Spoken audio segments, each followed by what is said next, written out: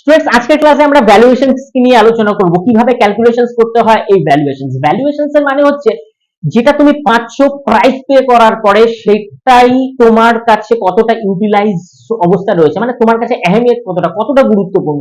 আচ্ছা, এটাকে এছাড়াও আমরা অন্য আরেকটা পদ্ধতিতে ভ্যালুয়েশনস কে ক্যালকুলেট করতে পারি। আচ্ছা, কিভাবে করা হয়? সাপোজ একটা এক্সাম্পলস এর মাধ্যমে যদি আমরা দেখি, এবিসি একটা কোম্পানি যেখানে তুমি 2.5% এর একটা শেয়ার হোল্ডার, রাইট, যার বর্তমান মূল্য 10 লাখ টাকা। এবার সমগ্র কোম্পানিটার ভ্যালুয়েশনস আমরা কিভাবে আইডেন্টিফাই করব? তো 10 lakh by 2.5 multiply by the 100, so answer will be 4 crores। yani তুমি 2.5% এর হোল্ডিং এ 10 লক্ষ টাকার মালিকানা তোমার কাছে রয়েছে। এবার কোম্পানিটার সমগ্র ভ্যালুয়েশনস হচ্ছে 4 কোটি টাকা।